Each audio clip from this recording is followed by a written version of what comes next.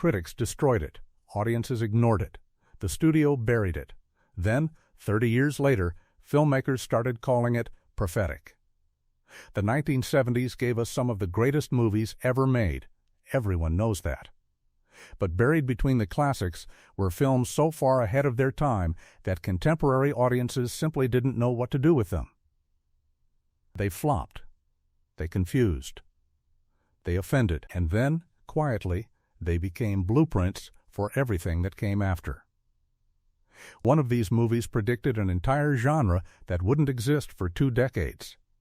Another got laughed out of theaters for being too dark, only to become the template for modern blockbusters.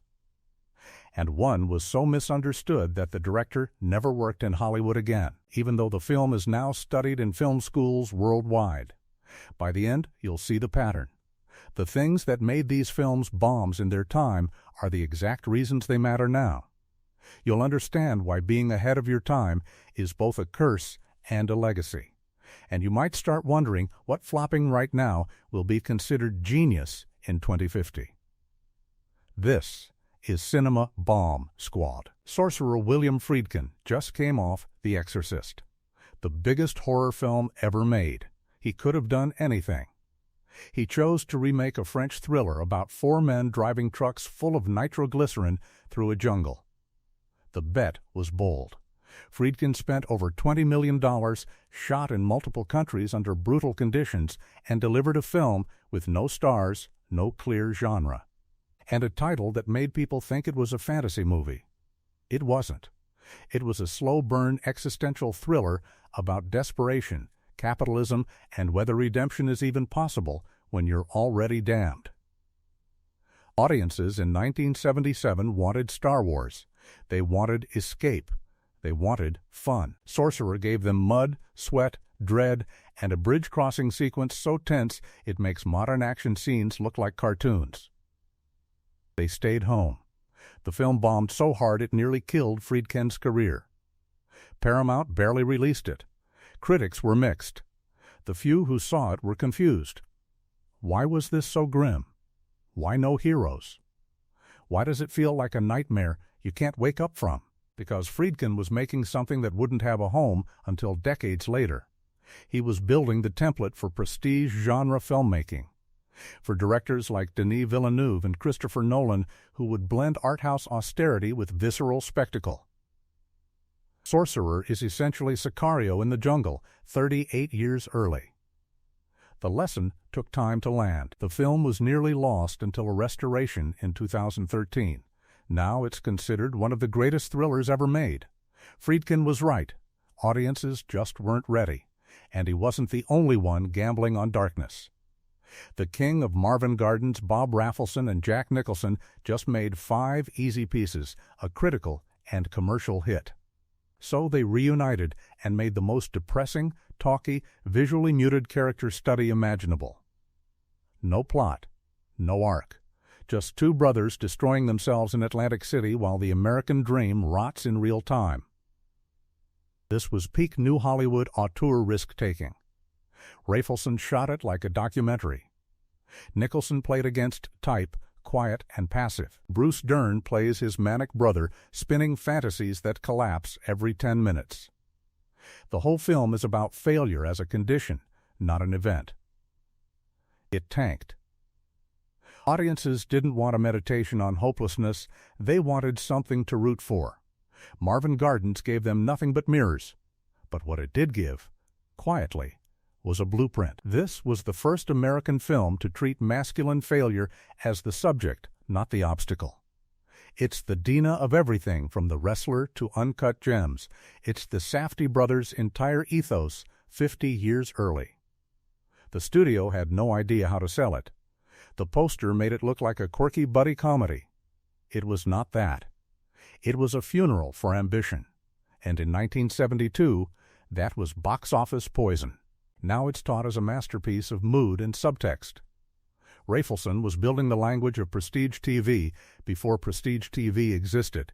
He just didn't have the medium yet. And that wasn't the only time the medium lagged behind the vision. The conversation. Francis Ford Coppola made this between Godfather 1 and 2. He was the biggest director in the world. He could have made anything. He made a paranoid thriller about surveillance, privacy, and the moral cost of listening.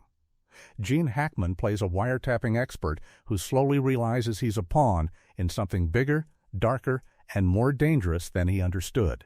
The film is about technology eroding humanity, about watching until you become complicit, about the violence of listening. It won the Palme d'Or at Cannes. Critics praised it. But American audiences were lukewarm. It felt cold, distant, too much silence, not enough action. Why is the hero so passive? Why doesn't he fight back? Because Coppola wasn't making a thriller. He was making a prophecy. The conversation is about the surveillance state before the surveillance state existed. It's about data collection, about consent, about the illusion of control. It's about Snowden. It's about Alexa. It's about every tech panic we're living through now. In 1974, Watergate was unfolding. The film felt timely. But its real relevance wouldn't hit for another 30 years, when every phone became a listening device and every click became data. The ending is one of the most chilling in American cinema. Hackman's character tears his apartment apart looking for a bug he'll never find. He's destroyed his own life in the pursuit of knowing who's listening. The paranoia wins. The silence wins. Coppola knew something. He knew technology would outpace morality. He knew we'd build the tools before we understood the cost. The audience wasn't ready to sit with that dread. Now, every tech thriller steals from this movie. Every smart device turns evil story is downstream from the conversation. Coppola was patient. The world caught up. But at least Coppola got respect. The next director wasn't so lucky. The Last Wave Peter Weir made an apocalyptic thriller about an Australian lawyer who starts having visions of a tsunami that will destroy Sydney. It's about indigenous prophecy, colonial guilt, and the idea that some knowledge isn't meant for outsiders. It's slow. It's strange. It's drenched in dread. Richard Chamberlain plays a man who realizes the laws he practices mean nothing in the face of something older, deeper, and already in motion. The film builds to a vision of total annihilation, and then it ends. No resolution. Just prophecy. American distributors had no idea what to do with it. It wasn't quite horror. It wasn't quite a legal drama. It felt like a nightmare that didn't follow dream logic. Audiences stayed away. But Weir was doing something no one else was. He was merging indigenous storytelling with Western genre filmmaking, treating apocalypse not as spectacle, but as spiritual reckoning. This is the ancestor of everything from The Leftovers to Annihilation. It's cosmic horror rooted in colonialism. The Last Wave flopped in the U.S. It found a tiny cult audience. Weir moved on, eventually making Witness and Dead Poet Society. But this film, his strangest, became the one film students and genre directors obsessed over. It proved that dread is a structure, that you can make the end of the world quiet, that the scariest thing isn't the disaster, it's the knowing. And knowing too much was becoming a recurring theme. Bring Me the Head of Alfredo Garcia Sam Peckinpah made ultra-violent westerns. Everyone knew that. So when he made a gonzo road movie about a burned-out piano player driving through Mexico with a severed head in a bag, people expected carnage. They got it. But they also got something way stranger. Warren Oates plays a man so destroyed by capitalism, masculinity, and his own failures that he starts talking to the head. The violence isn't cathartic. It's pathetic. The hero isn't redeemed. He's annihilated. Critics hated it. Audiences were repulsed. The studio dumped it. It was too ugly, too slow, too mean. Peckinpah's career never fully recovered, but what he made was the first true anti-action movie, the first film to take the revenge genre and turn it into a portrait of self-destruction. This is the skeleton of everything from Killing Them Softly to Nightcrawler. It's about a man using genre as a coping mechanism and the genre killing him anyway. Oates gives one of the great unsung performances in American film. He's sweaty, drunk, desperate, and completely committed to a mission that makes no sense. The film is about what happens when you need the quest more than the prize. Peckinpah knew. He knew the Western was dying. He knew the hero was a lie. He knew violence was empty. He made the quietest, saddest film of his career, and it looked like chaos. Decades later, it's considered a masterpiece. The Criterion Collection restored it. Directors like Tarantino and the Coens cited it. The film that tanked became the film that mattered. And Peckinpah wasn't alone in weaponizing genre against itself. Phase 4V Solbass designed titles for Hitchcock, Kubrick, Scorsese. Everyone knows his work. Almost nobody knows he directed a movie. One movie. A sci-fi nightmare about hyper-intelligent ants in the Arizona desert. It's barely feature-length. It has almost no dialogue. It's shot like a nature documentary directed by Stanley Kubrick. The ants don't attack. They evolve. They experiment. They observe. And two scientists realize they're not studying the ants. The ants are studying them. The studio had no idea how to market it. It looked like a B-movie creature feature. It played like 2001 if the monolith was an insect. Audiences were baffled. It disappeared. But Bass was pioneering something that wouldn't have a name for decades. Slow cinema sci-fi. He was making Arrival in the desert. He was making Annihilation with practical effects. He was asking what happens when evolution leaves us behind, and doing it with almost no words. The original ending was cut by the studio. It was too abstract, too strange, too visionary. For decades, the film was incomplete. Then, in 2012, the lost ending was found. It's a montage of human-insect fusion, geometric hallucinations, and transcendence. It's breathtaking. And it proves Bass wasn't making a thriller. He was making a poem about obsolescence. Phase 4V is now a cult legend, a one-off from a genius who never got to make another. It's proof that sometimes one perfect swing is enough, and sometimes one swing is all you get before Hollywood shuts the door. The ruling class Peter O'Toole plays a British aristocrat who thinks he's Jesus Christ. Then he's cured and becomes Jack the Ripper. It's a musical. It's a satire. It's a horror movie. It's all of these at once, and it doesn't care if you're comfortable. Director Peter Medak made a full-throated attack on class, religion, and British imperialism disguised as a madcap comedy. O'Toole gives one of the most unhinged performances ever filmed. He sings. He rants. He tap dances. He crucifies himself on a doorframe. And the film argues that the ruling class is insane by design, not accident. It bombed. American audiences had no context for British class satire. It was too long, too weird, too angry. The studio barely released it. But what Medak made was the blueprint for every Eat the Rich satire that followed. This is the ancestor of The Lobster, Sorry to Bother You, The Menu. It's surrealism as class warfare. It's madness as the only sane response to power. O'Toole was nominated for an Oscar. The film was forgotten. It took decades for it to be rediscovered, and when it was, it felt more relevant than ever.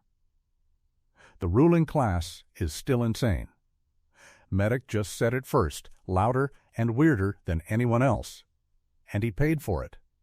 He barely worked in features again. If you want a part 2 covering more decades of misunderstood masterpieces, drop the decade in the comments. But we're not done with the 70s yet. Electra Glide in Blue A Motorcycle Cop in Arizona wants to be a detective. He gets his chance. And then he realizes the system doesn't want justice. It wants compliance. It wants bodies. It wants the appearance of order, not the reality. James William Guercio, a music producer, directed this. One film. That's it. And he made one of the most visually stunning, narratively strange anti-westerns ever. Robert Blake plays the cop, and he's not a hero.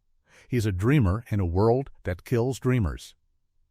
The film was compared to Easy Rider, but it's the opposite. Easy Rider is about freedom. Electra Glide is about the myth of freedom. The final shot is one of the most brutal in 1970s cinema. The hero is shot, randomly, for no reason, by someone we never see. The camera cranes up. The desert swallows him. The end. Audiences hated it. Critics were mixed. It felt like a bait and switch.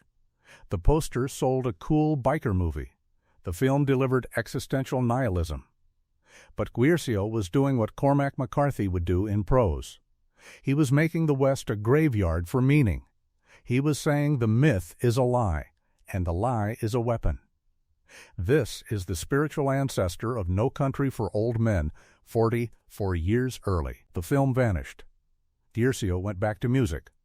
Decades later, Quentin Tarantino championed it. Now it's a cult masterpiece, the one off from the guy who produced Chicago. The film that said the dream is dead and got punished for it, and punishment was something the next filmmaker knew well. Image's Robert Altman made MASH, McCabe and Mrs. Miller, and The Long Goodbye.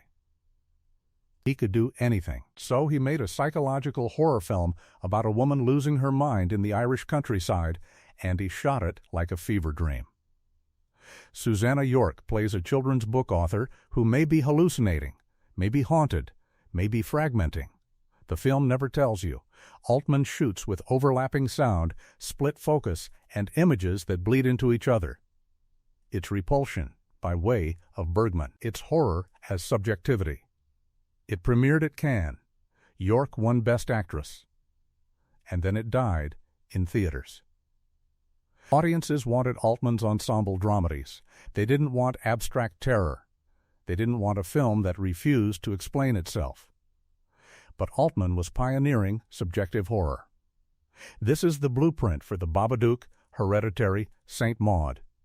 It's horror from the inside out. It's the idea that the scariest thing is not knowing if you can trust your own mind.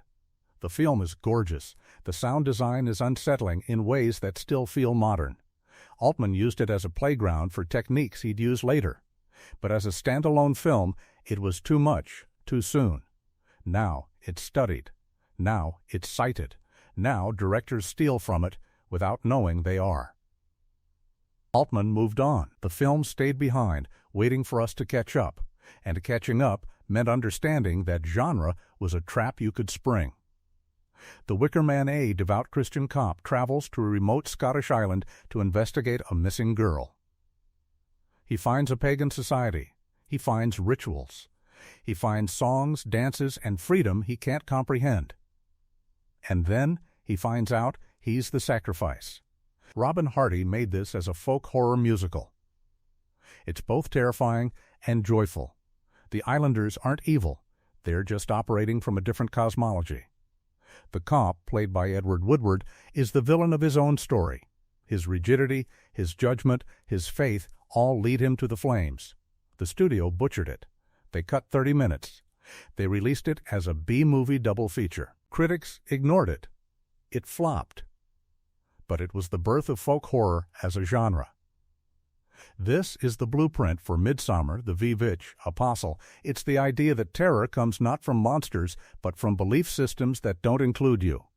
It's about being the outsider in a story that was never yours. The original cut was lost for decades. Fans restored it piece by piece. Now it's considered one of the greatest horror films ever made. Christopher Lee called it his best performance. He fought to get it made, and then watched it die.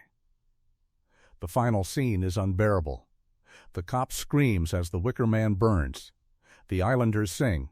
It's not triumph. It's not tragedy. It's ritual. And ritual doesn't care about your feelings. Hardy made one more film. Decades later, it didn't matter. The Wicker Man was enough. One perfect nightmare. And nightmares were something the next film understood deeply. Silent running Douglas Trumbull did the effects for 2001, A Space Odyssey.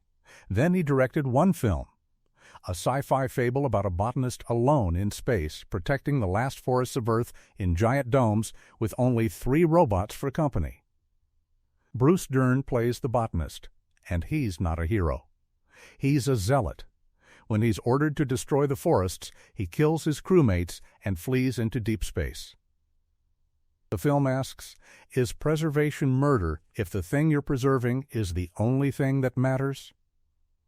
It's slow. It's quiet. It's sad. The robots, played by double amputees, are more human than the human. The ending is devastatingly beautiful. Dern sacrifices himself so the last forest can survive, drifting in space, tended by a single robot. Audiences didn't know what to do with it. It was too ecological, too slow, too strange. It wasn't Star Wars. It wasn't even 2001. It was something softer and sadder. But Trumbull was making the first environmental sci-fi film. He was making Wall-E 30 6 years early. He was asking what happens when love for the Earth makes you a monster to other people. It's the question we're still asking. The film bombed. Trumbull went back to effects. He built the tech for Blade Runner, for Tree of Life, for The Fountain. But he never directed another narrative feature. Silent Running was his one statement. And it's heartbreaking. The robots became iconic. The forest in space became a symbol. The film became a quiet classic. Trumbull was patient. The world found it. And some films don't need the world to find them. They just need one person to listen. Vanishing Point A Man delivers a car from Denver to San Francisco. He has 15 hours. He takes pills, drives a white Dodge Challenger, and never stops. That's the plot. Director Richard Sarafian made an existential car chase. There's no villain, no heist, no motivation explained. Kowalski, played by Barry Newman, just drives. And the film becomes a meditation on freedom, masculinity, and whether speed is the same thing as escape. It bombed in the U.S. It was a hit in Europe and Australia, where audiences understood it wasn't an action movie. It was a mood. It was about the road as the only place left where you can be alone with yourself. And what that loneliness costs. Sarafian was making Mad Max before Mad Max. He was making Drive before Drive. He was making a film about motion as meaning and the emptiness that follows when the motion stops. The ending is perfect. Kowalski drives into a wall of bulldozers at full speed. He chooses annihilation over capture. The DJ who's been narrating his journey goes silent. The myth dies with the man. The film became a cult legend. Tarantino referenced it. Nicholas Winding Refn studied it. It's the blueprint for every driver as existential hero film since. Sarafian barely worked again. One film was enough. And enough was something the final film understood better than anyone. The hired hand Peter Fonda directed this. One film, a Western about a drifter who returns to the wife he abandoned, tries to settle down, and then leaves again to save a friend. It's about the impossibility of staying, about the West as a place where men go to avoid being known. It's slow. It's painterly. It's heartbreaking. Fonda shoots it like Terrence Malick if Malick made Westerns. Every frame looks like an Andrew Wyeth painting. The violence is sudden and small. The emotions are huge and quiet. It bombed. Audiences wanted action. They wanted heroes. Fonda gave them a character study about a man who doesn't know how to be a husband, only knows how to be a writer. But Fonda was making the anti-Western, the film that says the cowboy is a coward, that freedom is just fear of intimacy, that the frontier is where men go to hide. This is the ancestor of the assassination of Jesse James, Meek's cutoff, the writer. The ending is gutting. Fonda's character leaves again, knowing he'll die. His wife knows it too. There's no music, just wind, just the understanding that some people are only alive when they're moving. The film was rediscovered in the 2000s. Criterion released it. Critics called it a masterpiece. Fonda never directed another narrative feature. He didn't need to. He said what he needed to say. Here's the pattern. Every one of these films was punished for being too early. too slow, too sad, too strange, too honest. They didn't give audiences the genre they expected. They gave them the truth the genre was hiding. And that's the lesson. Being ahead of your time means being alone with your vision. It means bombing now so you can matter later. It means trusting that the audience will eventually arrive even if you're not there to see it. These 12 films didn't change the 1970s. They changed everything that came after. They taught us that dread is a language, that slowness is a weapon, that the end of the myth is the beginning of the art. They were misunderstood, and that misunderstanding made them immortal. Next, watch our breakdown of 1980s box office disasters that became cult classics. You'll see the pattern continue. You'll see the cycle repeat. And you'll start recognizing which movies flopping today will be taught in 2050.